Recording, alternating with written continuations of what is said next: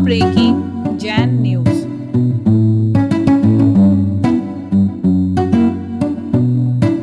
बोले पूज्य 108 विशाल सागर जी महाराज की जय। जो पूज्य धवल सागर जी महाराज की जय। जो बोले पूज्य उत्कृष्ट सागर जी महाराज की जय। महाराज श्री के चरणों में बारंबार नमोस्तु। आप सभी को सादर जय जिनेन्द्र। आप सांगली वाले बहुत पुण्यशाली हो जो महाराज श्री का चातुर्मास आपको मिला। जब महाराज श्री किशनगढ़ आए थे वीर सागर जी के साथ में, तो हमने खूब निवेदन किया था, लेकिन हमारे को 2 दिन भी वो पूरे नहीं रुके। तीसरे दिन तो उनका बिहार उन्होंने मतलब पूरे सारे महाराजों का हार भी हम नहीं दे सके, इतना फास्ट वो चले गए। पर आप देखो पुण्यशाली हो, आपको पूरा चातुर्मास मिला।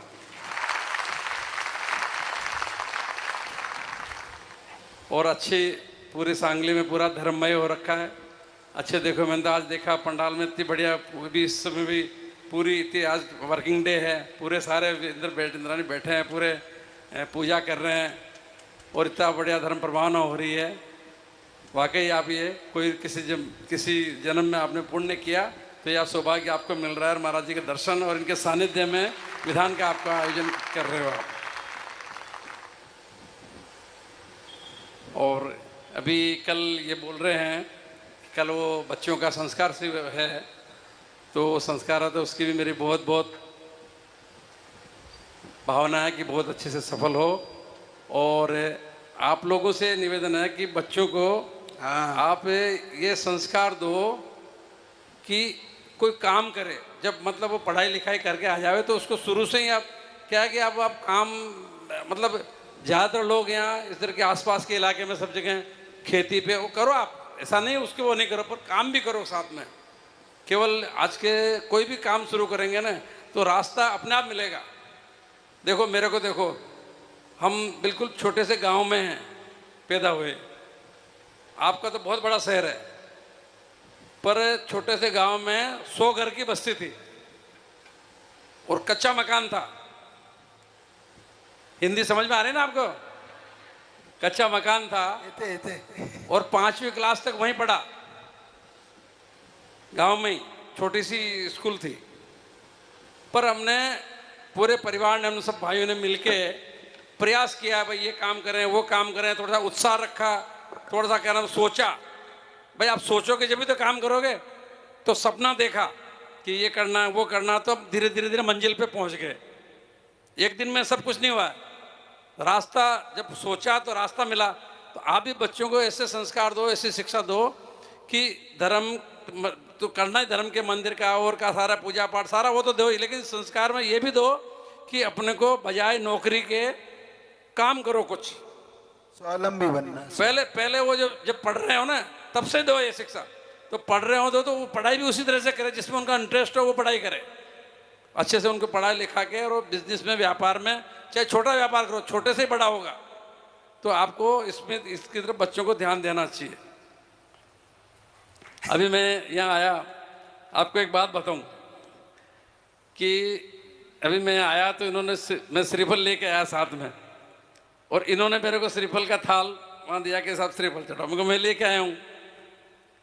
तो महाराज जी को शायद याद नहीं होगा, पर महाराज जी विशाल सागर जी महाराज जी ने ही मुझे ये ज्ञान दिया था कि कहीं भी महाराज के, मणि महाराज के पास जाओ तो आप साथ में कोई, चाहे जेब में बादाम में लेके जाओ, कुछ भेंट चढ़ाने के लिए कुछ साथ में लेके जाओ क्या।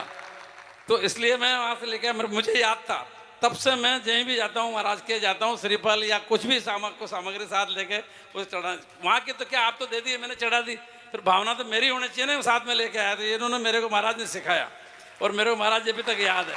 आप भी सब ध्यान रखना। और आज मेरी इतनी अच्छी भावना थी मेरे को, मैं जब से महाराज श्री की दीक्षा हुई, उत्कृष्ट सागर जी की दीक्षा हुई, तब से पता नहीं क्या योग कैसा बना नहीं कि मेरे को बहुत भावना होते भी महाराज जी के पास जाना, दर्शन करने के लिए जाना, पर आज जाके वो आपके सांगले मेरी भावना पूरी हुई। आज मैंने दर्शन किए और मैं अपने आप को पुण्यशाली और भाग्यशाली मानता हूँ कि आज महाराज श्री के तीनों महाराज जी के मेरे दर्शन हुए और आप सबसे मिला हुआ।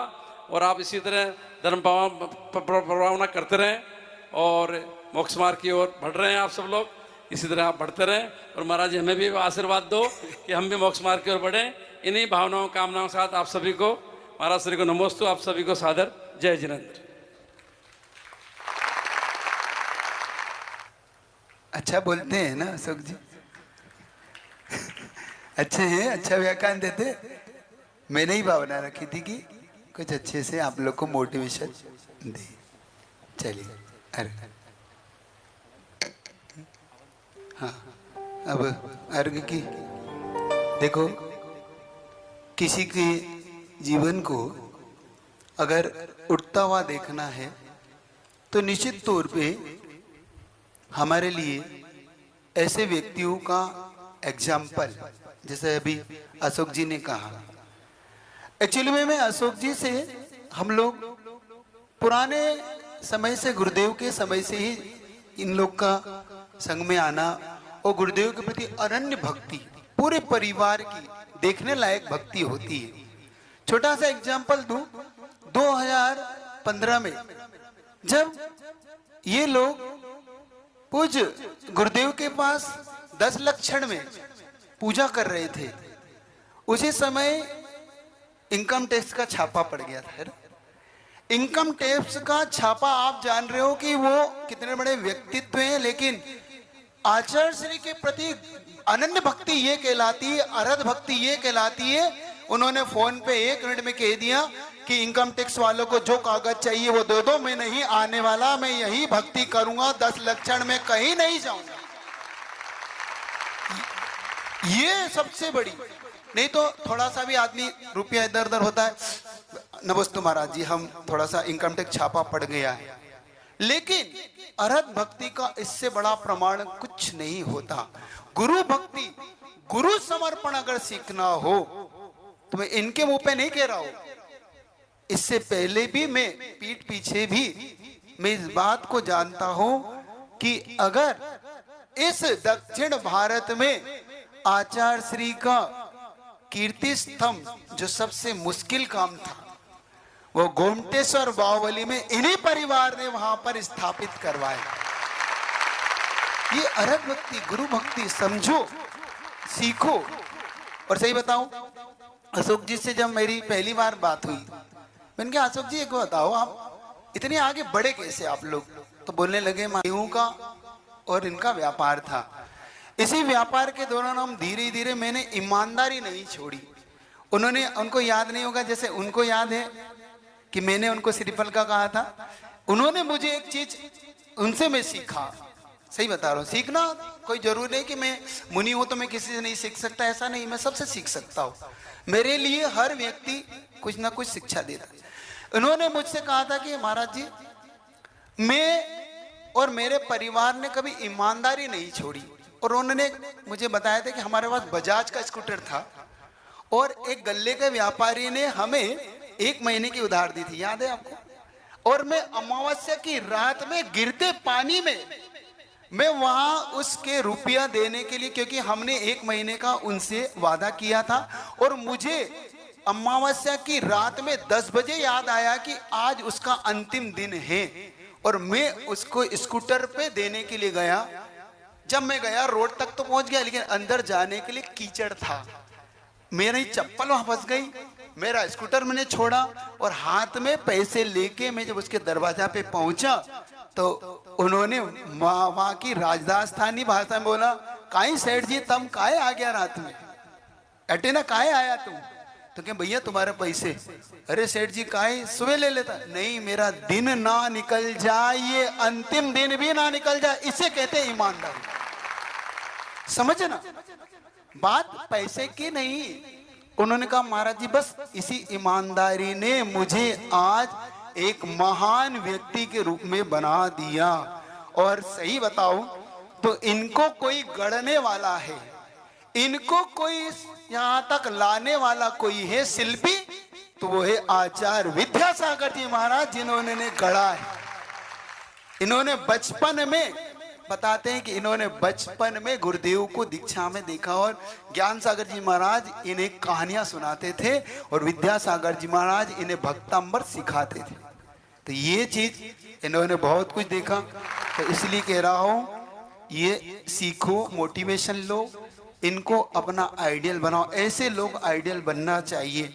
इसीलिए कह रहा हूं कि ईमानदारी से, जो उन्होंने कहा ना बिजनेस करो छोटा सा भी, वो इसी बल पे कहा कि ईमानदारी से हम अगर आगे बढ़ेंगे तो हमें संसार में बड़ा और महान होने से कोई नहीं रोक सकता। समझ रहे हो? और ऐसे इनकी धर्मपत्नी है, दोनों बहुत अच्छे हैं ये लोग। उन्होंने 5 प्रतिमा के व्रत लेके, और इनको उपाधि भी क्या मिली हुई मालूम है ना? अभिनव चामुंडा राय। दक्षिण भारत में इन्हें उपाधि दी है। जब इन्होंने अभी मस्तक अभिषेक किया था ना, तो ज्येष्ठ महाराज जी ने इन्हें उपाधि दी थी और उन्हें श्राविका की उपाधि दी थी ना, उनको श्राविका की उपाधि मिली थी। तो ऐसे अच्छा परिवार है, बहुत अच्छे लोग हैं ये लोग। वास्तव में आप सबकी अच्छी तरह से अनुमोदना के पात्र, अनुमोदना करो इनके त्याग संयम नियम की। गुरुदेव को लाने के लिए बहुत प्रयत्न किया, लेकिन किस्मत की बात है कि वो काम नहीं हो पाया। फिर भी बहुत अच्छा है, आज अभी यहाँ पर हवन का कार्यक्रम होना है, तो बहुत अच्छे श्रेष्ठ इसमें आए हैं। एक अंतिम अर्घ उनसे भी चढ़वा लेते हैं अपन। एक अंतिम अर्घ बचा है इनका जयमाला का, तो वो एक अर्घ पूरा परिवार चढ़ा के फिर अपन हवन की तैयारी यहाँ से करेंगे, हवन करेंगे। एक अर्घ उनको भी दे दो। आए हैं तो अपन लिए अच्छा है, शामिल हो गए। संयोग से महाराज जी भी, अकाल लोग का भी आना हो गया, महाराज जी लोग भी इसमें शामिल हो गए, अपन भी शामिल हो गए। ठीक है ना? तो 85 नंबर का अर्घ दे दो उनको, तो सारा परिवार अच्छे से चढ़ा लेगा। अर्घ की थाली दे दो, 2-3 अर्घ, 2-3 दे दो, तो सब लोग मिलके शायद सिद्ध भक्ति में उच्च गोत्र से ये अंतिम 146वां अर्घ है, इसके साथ ही पूजा पूर्ण हो जाएगी। यदुकुल को इक्ष्वाकु वंश को पुण्योदय से भावे, उच्च वंश दे रहे पूज सो कीर्ति प्राप्त हो जावे। हो इसको ही नहीं अवस्था, तो ही इसको नासा, उन्हीं सिद्धों को जिनने छोड़ी जगत की आशा। आओ बाबा पधारो बाबा। ओम उच्च गोत्र कर्म रहित सिद्ध परमिष्टिनः दिव्य अर्घम महार्घम पूर्ण अर्घम निर्वपामति स्वाहा। बोलिए कर्म धन महाविधान की जय हो। जो कर्म 85 शिव के वासी, बंदों को ही नाश किए, नहीं शेष बचे वो आत्मर चाहिए वो, निज में ही प्रभु आप जिए। वैसे